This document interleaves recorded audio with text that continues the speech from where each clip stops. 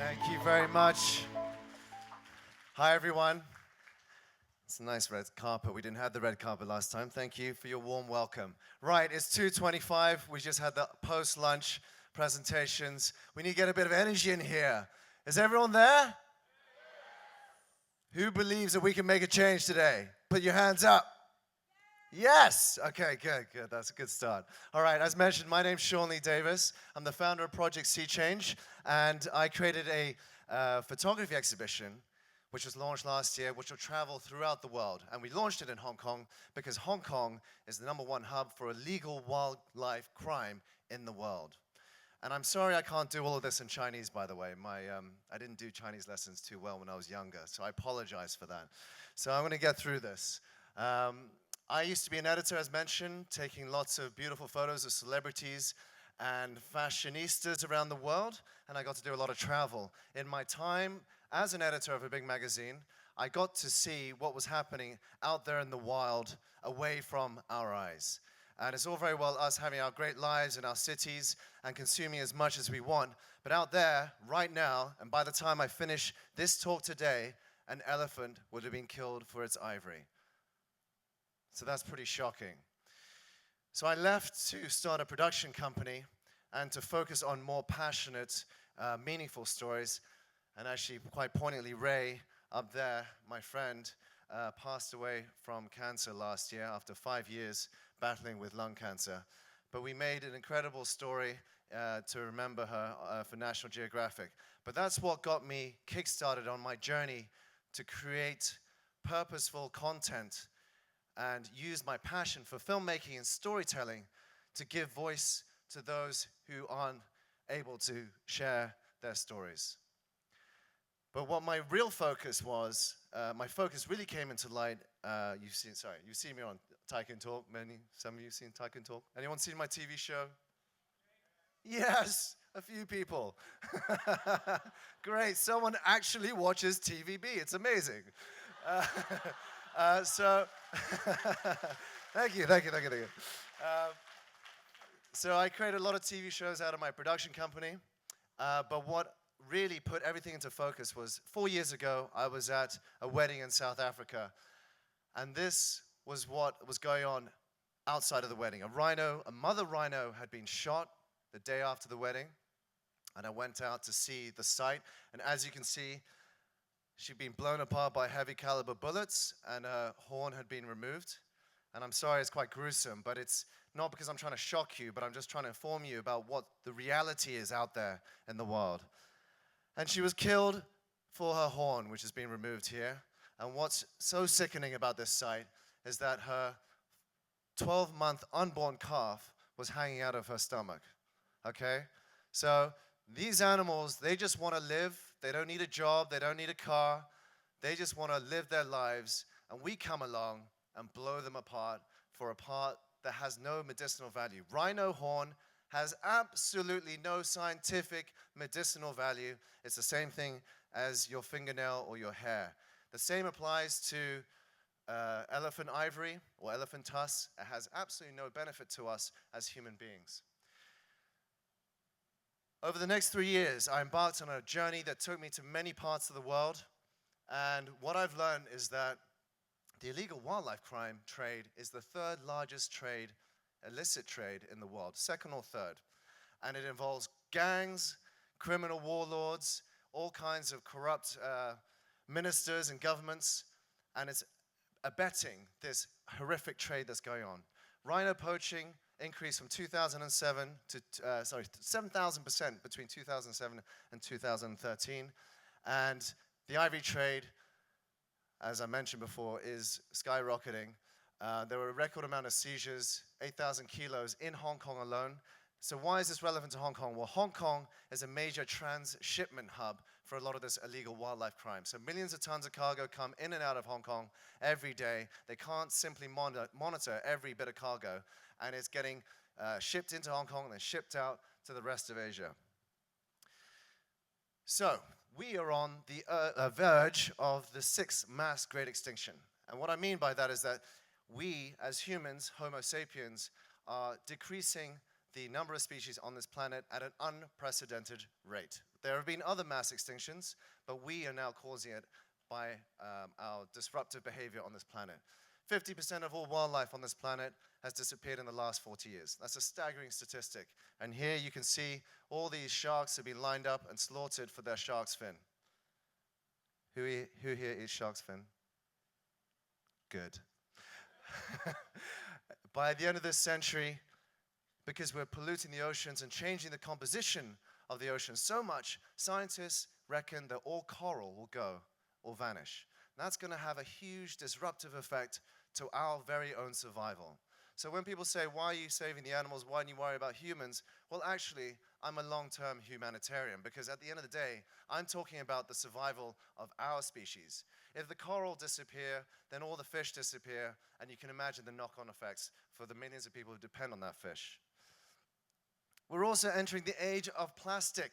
There's so much plastic going into the oceans, about 8 million tons of it every year, that birds are eating it, whales are eating it, turtles are getting strangled by it.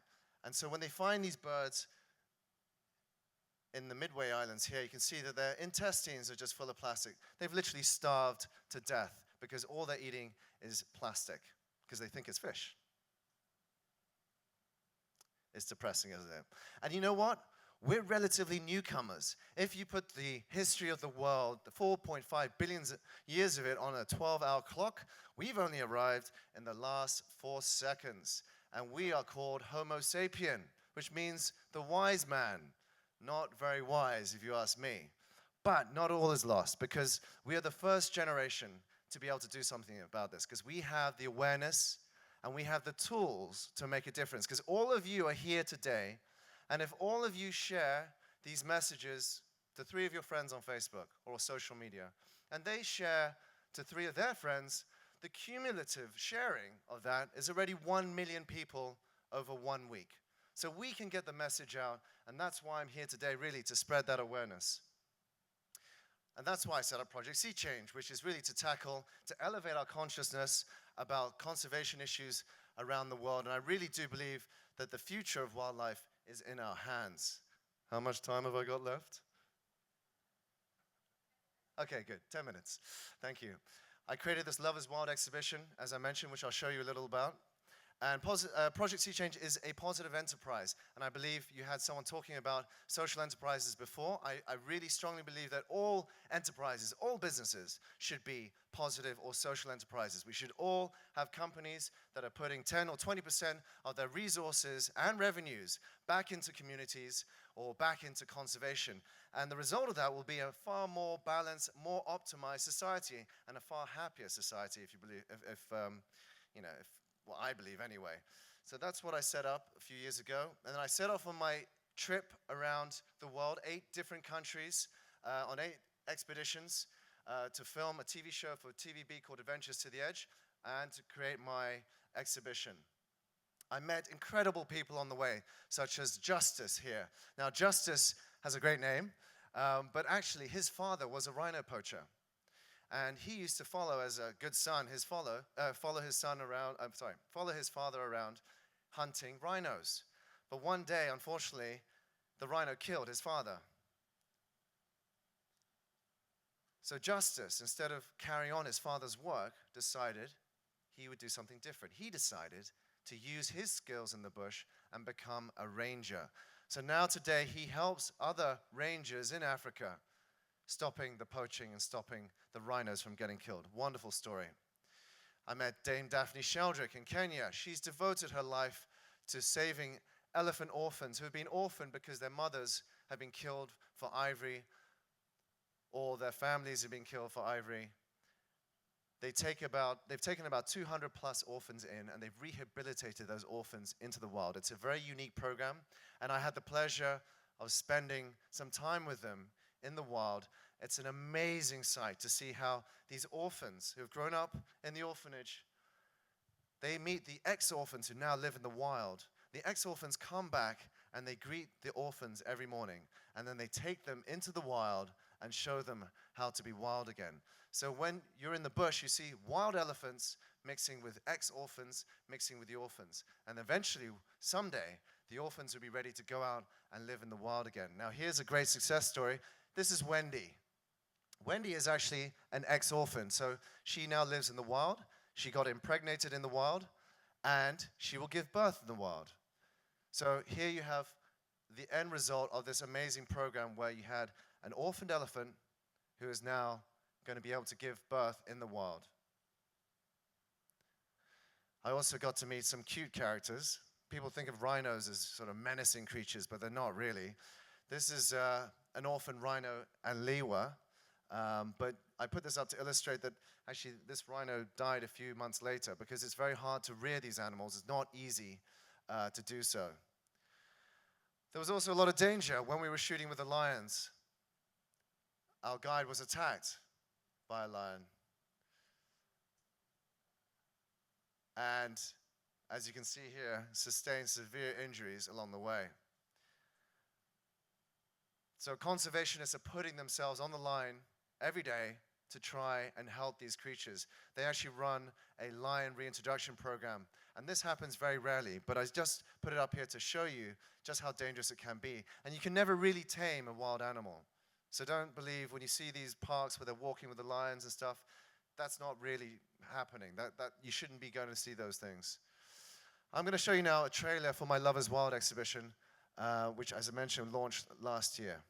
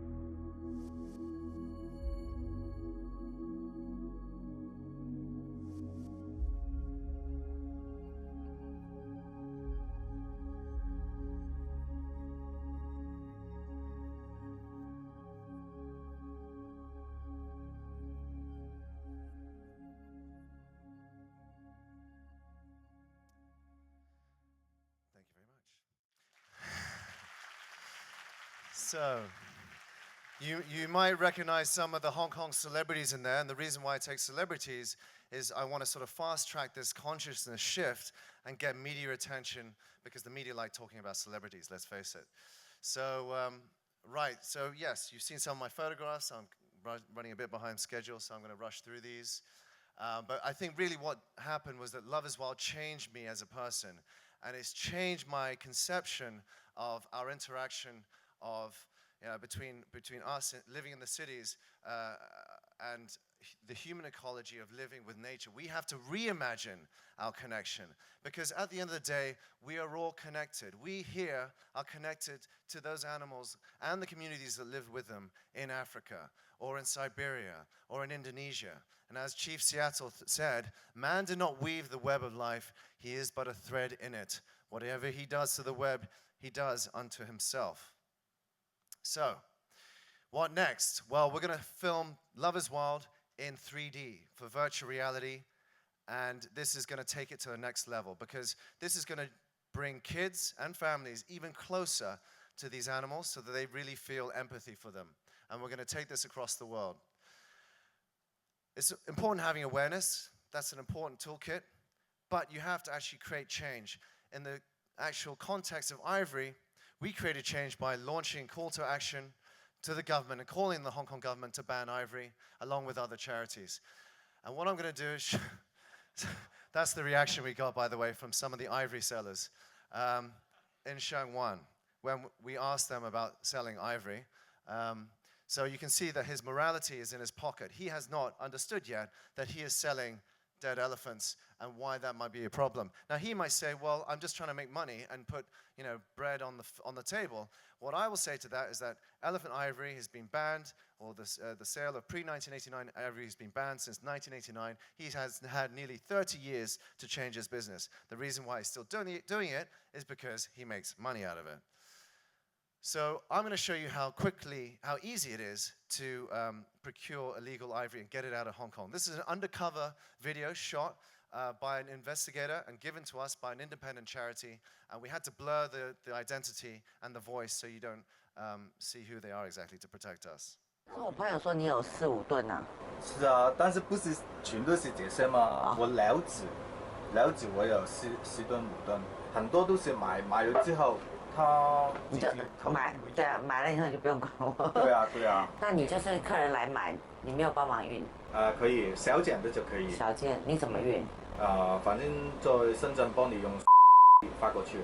那你怎么拿过去深圳啊？有人带过去吧。哦，用带的。对啊，那也好。给一点钱就可以了啊。那这个就太大了，对啊，太大了。Okay, that's just a very short clip, but the reason why we beeped the name of the delivery company is because it's quite a well-known delivery company. We can't actually tell you guys who it is. But CITES, the international organization trying to prevent illegal wildlife crime, has made all the major delivery and courier companies sign up to not delivering illegal wildlife items. So that's a major victory. And one of the few positive things that came out of the policy address this year from Mr. C.Y. Leung, our chief executive, was that they are going to ban ivory trade outright in Hong Kong. So that's a great thing. They haven't done it yet, but I think he deserves a round of applause for that. Come on, everyone. A bit of innovation there.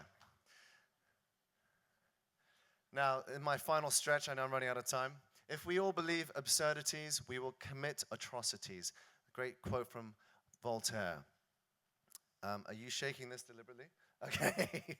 The reason is if we carry on believing that we can carry on eating meat every day, 3 times a day, or all week, that means 1.2 billion farmed animals are killed every week to feed our insatiable demand for meat, plus the impact that it has on the environment. Now, I don't think if people knew about that, if they know about the real toll that it's taking on the planet, that they would eat so much meat. So we're going to do more work on this issue with Project Sea Change. If we knew that 50% of prepackaged supermarket goods contain palm oil, and these rainforests all around Indonesia are getting burnt down for palm oil, you wouldn't buy those goods. And if you don't buy those goods, the companies that make them will stop producing them and find alternatives. So make sure you check on the label that it's sustainable palm oil next time you buy something. Plastics. We throw 2 times the Eiffel Tower, not the Eiffel Tower, the Empire State Building of plastic into the oceans every day. And it's going to kill animals 3,000 kilometers away in the Coral Triangle. So we have to do something about the plastic issue.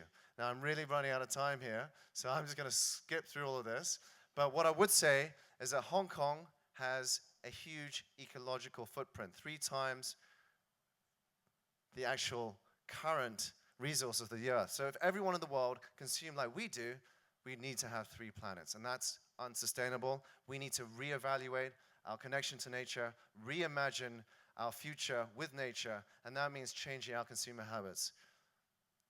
So Margaret Mead said, just to finish everything off, never believe that a few caring people can't change the world, for indeed, that's all who ever have. So I'm here today because I know in the audience today could be a few people who could actually invent something or create or have a passion and want to create a campaign around that passion and find a purpose for that passion, because that's what I've done. And when you do that, amazing things will happen. So I want to invite you all to do that. And these kids have. He's a 21-year-old in Europe. He's invented a plastic barge, and they're going to hoover up 70,000 tons of plastic. He's 21. I thought I was cool. I'm really old compared to him. These teenagers in Bali, they're teenagers. They've got the Balinese government to ban plastic bottles by 2018. They're barely out of high school. They still got braces. Well, maybe one of them. I mean, that's amazing. Yeah, a round of applause. So, you know, why aren't we getting the Hong Kong government to ban plastic bottles? That's a good question. Maybe one of you out there will do that. San Francisco's banned them. Okay, I'm really running out of time here. Anyway, this whole project is all about engendering respect for nature. They are sentient. They feel like we do. Creatures like elephants are incredibly intelligent. We need to... They are. They don't laugh. They are. So, and to this end, there is change, there is hope. It's not all negative. SeaWorld, as a result of all the pressure from the activists and the film called Blackfish, has stopped breeding orcas. That's a major, major milestone. The New Zealand government has just released a law saying that all animals are considered sentient beings, and therefore if you mistreat animals, you will be prosecuted to the letter of the law. That's a massive step, and I want to push for that here in Hong Kong too. So just to finish it off, because I'm really screwing up the schedule here, thank you all very much for your time. Let's reimagine a brighter, more sustainable future for the planet. Thank you very much.